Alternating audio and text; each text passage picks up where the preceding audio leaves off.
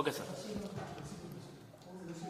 ನಿನ್ನೆ ಫೆಬ್ರವರಿ 2 ಬೆಳಗಾವಿ ಜಿಲ್ಲೆಯಲ್ಲಿ ಫೆಬ್ರವರಿ 2ನೇ ತಾರೀಕು ಒಂದು ಸೌದತ್ತಿ ಪೊಲೀಸ್ ಸ್ಟೇಷನ್ ವ್ಯಾಪ್ತಿಯಲ್ಲಿ ಇರುವ ಹುಲಿಗಟ್ಟಿ ಕ್ರಾಸ್ ವಿಲೇಜ್ ಅಲ್ಲಿರುವ ಕ್ರಾಸ್ ಹತ್ರ ಒಂದು ಮರ್ಡರ್ ಕೇಸ್ ಒಂದು ರಿಪೋರ್ಟ್ ಆಗಿದೆ.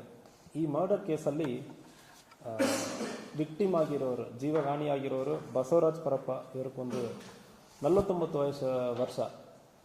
ಇವರನ್ನು ಅಕ್ಯೂಸ್ಡ್ ಆದ ಈರಯ್ಯ ಸಂಗಯ್ಯ ಮಠಪತಿ ಎಂಬುವರು ಕೊಲೆ ಮಾಡಿದ್ದಾರೆ. ಈ ಈರಯ್ಯ ಸಂಗಯ್ಯ ಮಠಪತಿ ಅವರ ತಾಯಿಗೂ ಮತ್ತು ಇವರಿಗೂ ಸ್ವಲ್ಪ ಅಕ್ರಮ ಸಂಬಂಧ ಇರುವುದು ಕಂಡುಬಂದಿದೆ. ಬಸವರಾಜಕ್ಕೂ ಈರಯ್ಯ ಸಂಗಯ್ಯ ಅವರ ತಾಯಿಗೂ ಸುಮಾರು 15 ವರ್ಷಕ್ಕೆ ಹಿಂದೆ ಇವರು ಊರಿನಿಂದ ಕರ್ಕೊಂಡು ಹೋಗಿ ಸ್ವಲ್ಪ ಮಹಾರಾಷ್ಟ್ರದಲ್ಲಿ ಇರುವ ಸಂದರ್ಭದಲ್ಲಿ ಅವರ ತಾಯಿಯನ್ನು ಮತ್ತು ಬಿಟ್ಟು ಕಳಿಸಿದ್ದಾರೆ. ಈ ವ್ಯಕ್ತಿ ಬಸವರಾಜ್ ವ್ಯಕ್ತಿ ಬಿಸಿಡೋಣಿ ಗ್ರಾಮದ ವ್ಯಕ್ತಿ. 15 ವರ್ಷ ಹಿಂದುಗಡೆ ಸಂಬಂಧ ಇತ್ತು ಮತ್ತು ಈರಯ್ಯ ಅವರ ತಾಯಿಯನ್ನು ಕರ್ಕೊಂಡು ಹೋಗಿರೋ ದ್ವೇಷ ಇತ್ತು. ಸೊ ಅದಾದಮೇಲೆ ಇತ್ತೀಚೆಗೆ ಈ ಬಸವರಾಜ ಬಿಸಿಡೋಣಿ ಗ್ರಾಮದಲ್ಲಿ ಮನೆ ಕಟ್ಟುವುದಕ್ಕೆ ಬರೋ ಸಂದರ್ಭದಲ್ಲಿ ಅವಾಗ ಸಣ್ಣ ಪುಟ್ಟ ಇಶ್ಯೂಸ್ ಆಗ್ತಾ ಇತ್ತು. ಮತ್ತು ಇವರು ಬಂದು ಇಂತಹ ಊರಲ್ಲಿ ಓಡಾಡ್ಕೊಂಡಿರೋ ಸಂದರ್ಭದಲ್ಲಿ ನಮಗೆ ಮರ್ಯಾದೆ ಕಮ್ಮಿ ಆಗ್ತದೆ ಅಂದರೆ ಹೇಳ್ಕೊಂಡು ಜಗಳ ತೆಗೆದಿರ್ತಾರೆ ಇದಕ್ಕೆ ಹಿಂದೆ.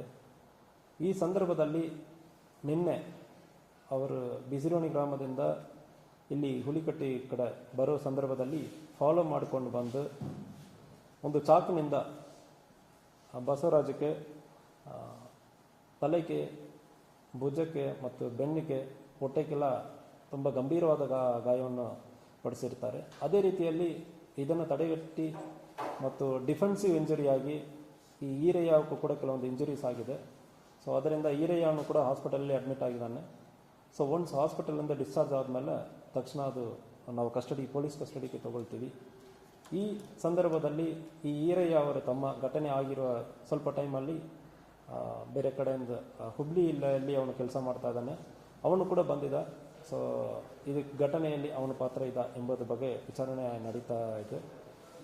ಈ ಘಟನೆಯಲ್ಲಿ ಆ ಸ್ಥಳದಲ್ಲಿ ನೋಡಿರೋರು ಐ ವಿಟ್ನೆಸ್ ಅಲ್ಲಿ ವಿಚಾರಣೆ ಮಾಡುವ ಸಂದರ್ಭದಲ್ಲಿ ಇವರಿಬ್ಬರಕ್ಕೂ ಮಧ್ಯದಲ್ಲಿ ಹೊಡೆದಾಟ ಆಗಿರುವುದು ಮತ್ತು ಚಾಕಿನಿಂದ ಹೊಡೆದಿರುವುದು ಕಂಡು ಬಂದಿದೆ. ಇವರನ್ನು ಸೆಕ್ಯೂರ್ ಮಾಡಿ ನಮ್ಮ ಕಸ್ಟಡಿಯಲ್ಲಿ ಇದ್ದಾರೆ. ಸ್ವಲ್ಪ ಹಾಸ್ಪಿಟಲಿಂದ ಡಿಸ್ಚಾರ್ಜ್ ಮಾಡಿ ಆದಮೇಲೆ ಇವರನ್ನು ನಾವು ಅರೆಸ್ಟ್ ಮಾಡ್ತೀವಿ.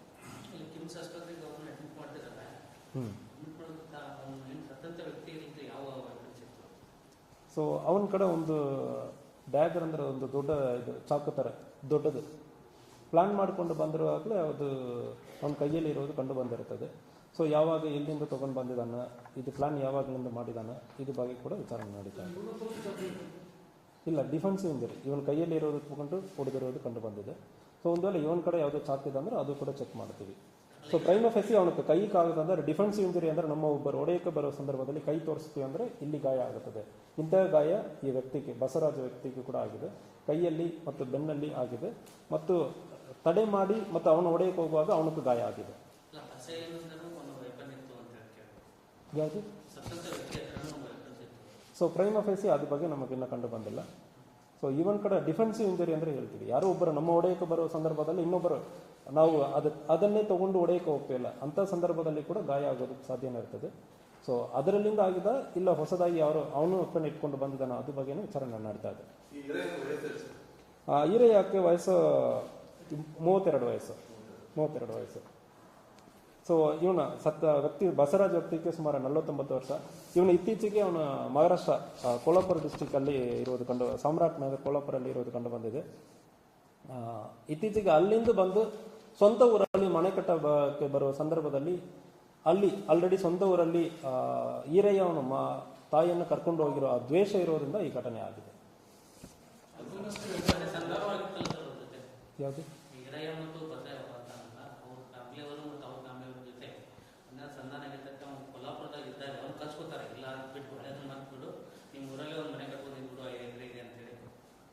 ಸೊ ಫಸ್ಟ್ ಘಟನೆ ಈ ಮರ್ಡರ್ ಕೇಸಲ್ಲಿ ಫಸ್ಟ್ ಘಟನೆ 15 ವರ್ಷಕ್ಕೆ ಹಿಂದೆ ಇವರೆಲ್ಲ ಒಂದೇ ಊರಲ್ಲಿ ಇದ್ದವರು.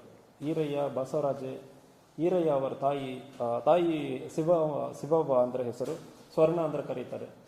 ಸ್ವಲ್ಪ ಆವಾಗ ಒಂದು ಪರಿಚಯ ಆಗಿ ಅವರ ಜೊತೆಗೆ ಈರಯ್ಯ ಅವನ ತಾಯಿಯನ್ನು ಮಹಾರಾಷ್ಟ್ರ ಕೋಲಾಪುರ ಕಡೆ ಕರ್ಕೊಂಡೋಗಿ ಸ್ವಲ್ಪ ವಾಸ ಮಾಡಿ ಆದ್ಮೇಲೆ ಬಿಟ್ಟಿದೆ ಇರೋದು ಕಂಡು ಬಂದಿರ್ತದೆ. ಅದಾದ್ಮೇಲೆ ಇವರು ಬಂದು ಇಲ್ಲಿ ಹುಬ್ಳಿಯೆಲ್ಲ ವಾಸ ಇರ್ತಾರೆ.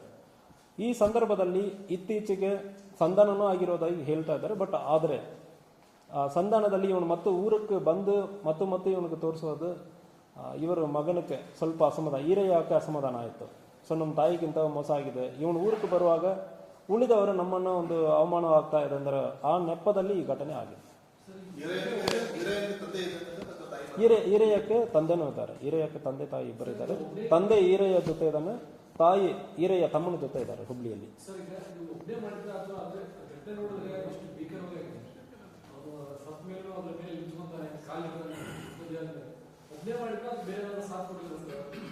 ಸೊ ಪ್ರೈಮ ಫೇಸಿ ನಮಗೆ ಐ ವಿಟ್ನೆಸ್ ಇವರೆಲ್ಲ ಹೇಳೋ ನೆಪದಲ್ಲಿ ಒಬ್ಬರು ಆಗಿರೋದಾಗಿ ಕೇಳ್ತಾ ಇದ್ದಾರೆ. ಬಟ್ ನಾವು ಐ ವಿಟ್ನೆಸ್ ಅನ್ನು ಚೆಕ್ ಮಾಡ್ತೀವಿ, ಇಲ್ಲ ಬೇರೆಯವರಕ್ಕೆ ಇಂಥ ಸಂದರ್ಭಗಳಲ್ಲಿ ಆಗಿರೋ ಸಂದರ್ಭದಲ್ಲಿ ಬೇರೆ ಎವಿಡೆನ್ಸಸ್ ನಮಗೆ ಸಿಗ್ತದೆ, ಅದು ಬಗ್ಗೆ ನಡೀತಾ ಇದೆ. ಬಟ್ ಐ ವಿಟ್ನೆಸ್ ಪ್ರಕಾರ ಒಬ್ಬರೇ ಆಗಿರೋದಾಗಿ ನಮಗೆ ತಿಳಿಸಿದ್ದಾರೆ.